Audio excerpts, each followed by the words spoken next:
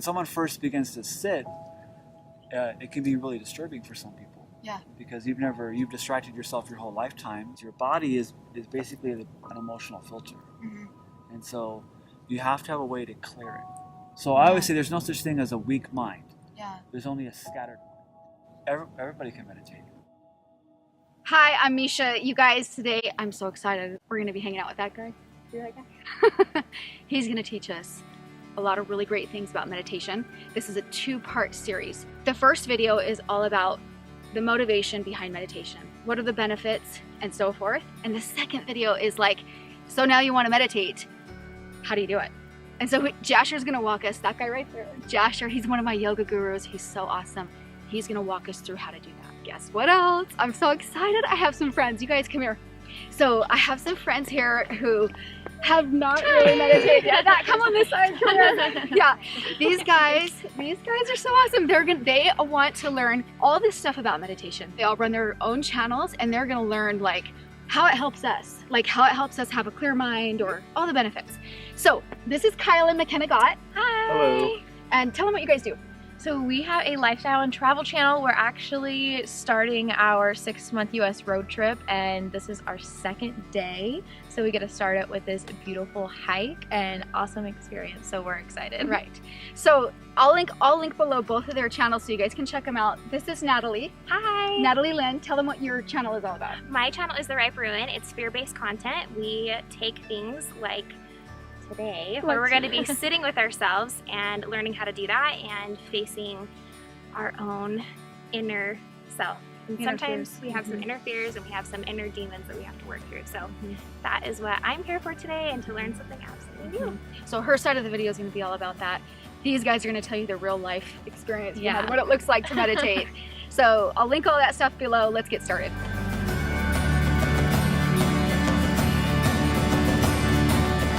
Jasher's here. He's going to lead us through the benefits of like why we want to meditate. What are the reasons? Why do people want to meditate? I know you say people don't get it. We'll go through like 5 different things for meditation. Okay, 5 of the biggest benefits. The number 1 is where you live. Okay. Okay, so I always say stress is kind of like the new normal.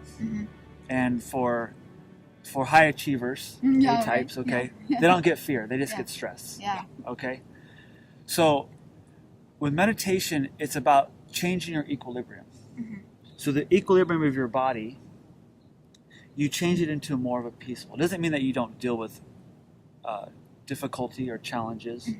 It's that your attitude is different. Yeah.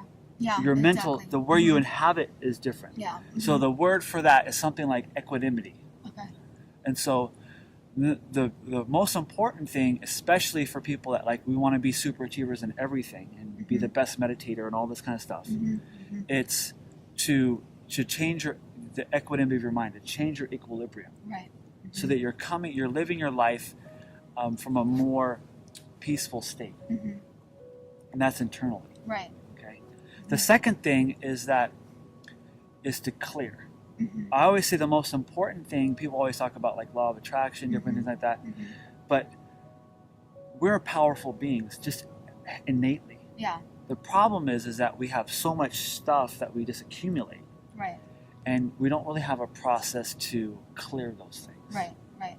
So in your meditation, you have a way to clear your mind. Okay. And this is what, if you want to learn new skills, right? If you want to change your state, you have to clear.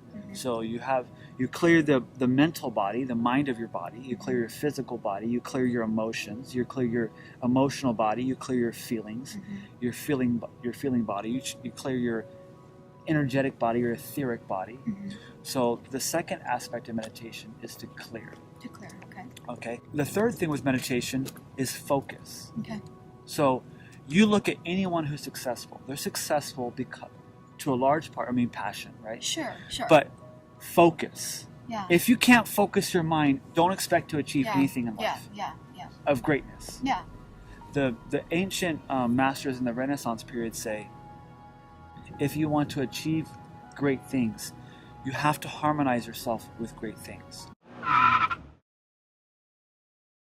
If you want to achieve great things, you have to harmonize yourself with great things. So the end of meditation I love that. is Yeah. the end of meditation is in yoga they have a word called samadhi. Like Jesus would say, the I and the Father are one. We don't really have an English word for what that is, but in Sanskrit it's something like samadhi. So the focus, with the focus, you become the thing that you focus on. Yeah. It's assimilation. So you become one with the thing that you focus on. Right. And so to have a disciplined mind, right, like the disciples, right, you become your own disciple. You discipline your mind, but the reason why that's important is because you learn how to focus your mind. Yeah. And you learn how to focus it into whatever your greatness is, Right. whatever your talent is, whatever your ability is. That's something like what I call the difference between living a life of fate and living a life of destiny. Living a life of fate is just kind of like running the programs and just wherever it happens. Yeah, with the wind. But living a life of destiny is to actually live out the life that because taking on a body is kind of a big hassle. Yeah. You know, and living in this world of like constant fears and anxiety, it's a big deal. Yeah. The only reason why that to me is meaningful is if you live out the reason why you went through all that hassle in the beginning. So to be able to live that out is an important thing. Yeah. Number 4 is your consciousness. Yeah. So your consciousness is basically whatever the pool of thoughts that you have access to. Right. So if you're in a fear-based consciousness, then the pool of thoughts that you have access to are going to be very limited. All survival-based, limited sort of thoughts. They're not going to be expansion-based thoughts, which most people would want to have a better experience or want to see better results or experience more things in different areas. Then you have to align your consciousness first to that area. It's like we're in the state of Utah right now. Right. So to be able to see the scenery in the state of Utah, you have to travel there. well, you have to be in that state. Yeah, you have to be in that state. So to see meditation it. is basically putting yourself in the state of awareness. Yeah, yeah. And my and- favorite is if you want to go to that state, it's just like crossing the state line. You just go there. You go there consciously. Yeah. So you go there in an internal space. So Yeah. most of the time we think that we just want to change one thought, when really the important thing is to change the way that we're thinking, Right. which is the consciousness. Right. The 5th thing, and this is kind of sort of an added benefit, is to be able to hear your own inner wisdom. Yeah, I love that. And to when you have these moments in life where you're caught up in the craziness, Yeah. is in Tibet they say the realm that the space that we live in is compassion. And when we practice meditation, the practical thing is compassion. Now, compassion is what I call it's like a little buffer of time.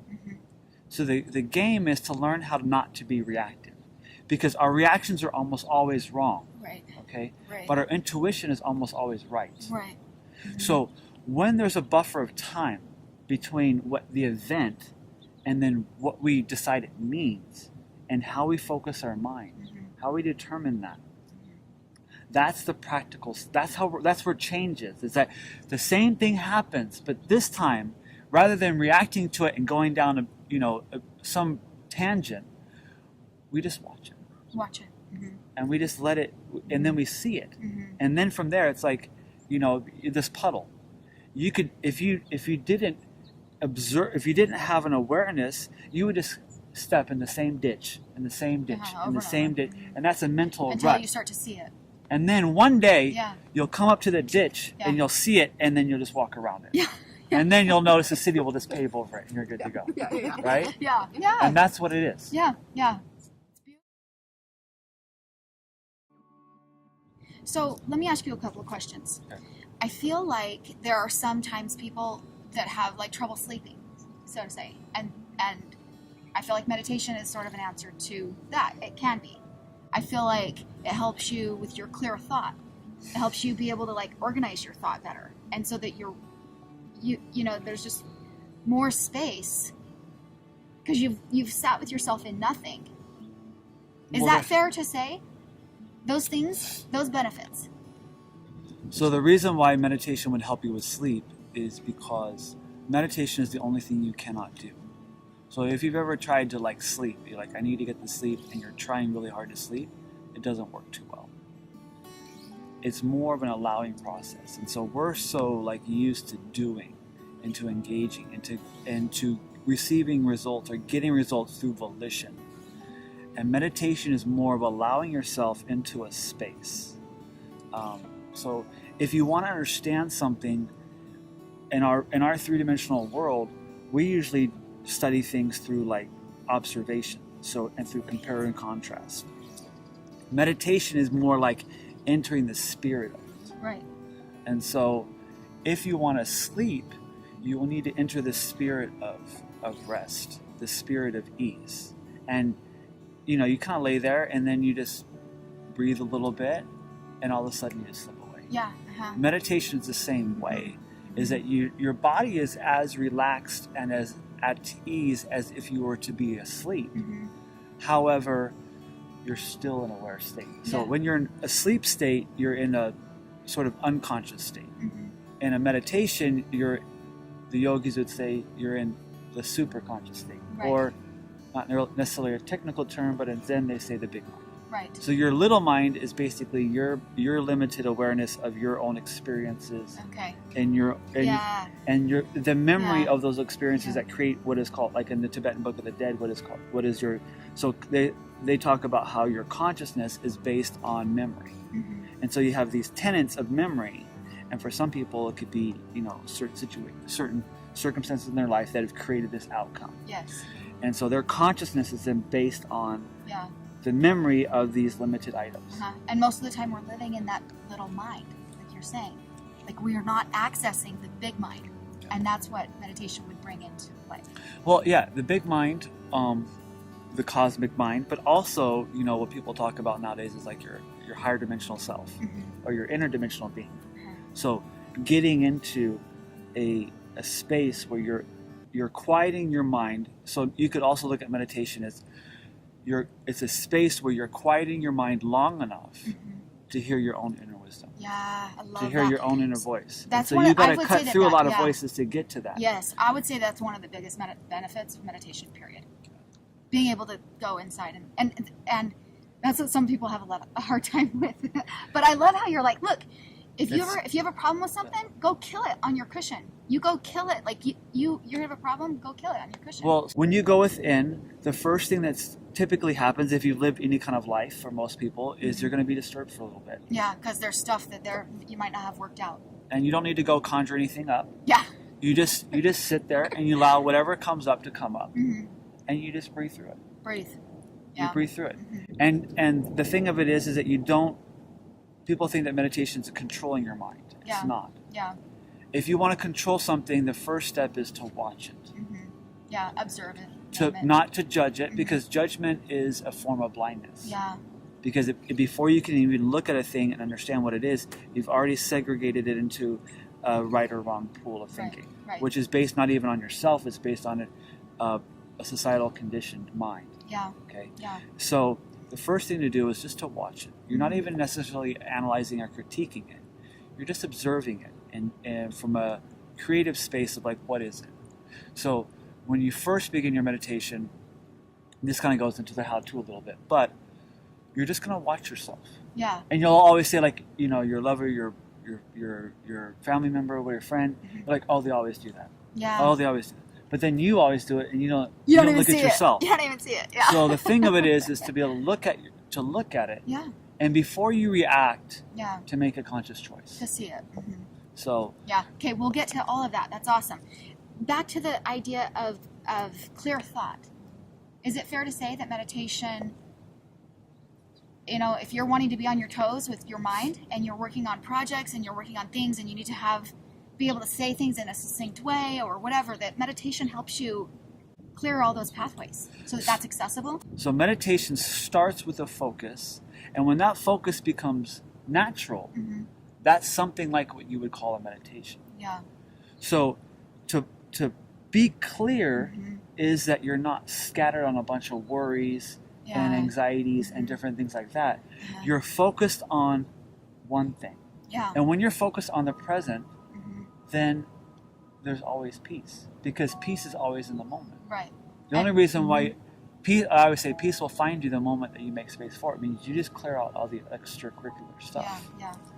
If you're in unforgiveness or you're not letting it go, Mm-hmm. then you're not in the present moment. You're somewhere like back there. Or you're in anxiety, you're somewhere out there. Yeah. You're not in here. Yeah. You're not present. So if we practice that, so to say, it'll come more easily. It's a muscle. Yeah, it's a muscle. You practice your decision-making muscle, which is to sit on your cushion. Yeah. You practice your focusing muscle. So I always say there's no such thing as a weak mind. Yeah. There's only a scattered mind. Yeah. So when you take your meditation, you go from infinite potentialities into one thing, and you'll start off either with a mantra. A good mantra, not to be too sophisticated, is just thank you. Yeah. Thank you. If you had everything, if you owned an entire universes, and you had anything you wanted, the only thing that would be left would be thank you. Gratitude. So thank you. Yeah. Thank you is affirmative. It's in the moment. Gratitude can kind of be in the past. Okay. Thank you is more about. Okay. It's an active in the moment thing. Thank you, and it's an appreciation of something that's in the moment. So if you just kind of go thank you, and you can have that as a mantra when you practice your meditation. So people ask, how often should I meditate? When should I meditate? 20 minutes, da, da, da. And I always say, always meditate. Oh, yeah, Always meditate, and sometimes on your cushion. Sometimes. Yeah. Because your life is a meditation. Right, it's what you and doing it on your cushion is what helps you take it out into the world with you. Doing it on your cushion is like this. It's like if you're going to another. We were just watching some football game a couple days ago. It's like you're playing the game, and life to me is like a game, right? Yeah. And things get going a little crazy. The coach calls for a timeout. Right. And he says, "Okay, we're getting beat up here. We're getting caught up on their agenda. This is our game plan. We need to we need to rethink this. We need to recalibrate, reset, and then go again." Right. A meditation is basically just a reset. It's a reset. It's a recalibration. It's a retuning of your instrument. Yeah. It's not. I mean, you're not going to spend your whole life on your cushion. Yeah. But it's important to have time where you can kind of go within and figure out, where am I at? Right. What's my starting point internally? Right. It's beautiful. That's beautiful. Well, thank you so much for sharing and for helping us literally be motivated to take on this higher level of using our big mind. That's awesome. So you guys, if you want to know more from Jasher, if you want to see more, he's doing all sorts of things that you can access from home. I'm going to link all of that stuff below. And watch part 2, because part 2 we're going to go into how to meditate, like how do you go about doing it. So stay tuned, and you guys, I'm going to keep bringing you things to help you live happy and be inspired. So subscribe below and watch the next video. I'll link it below. Bye guys.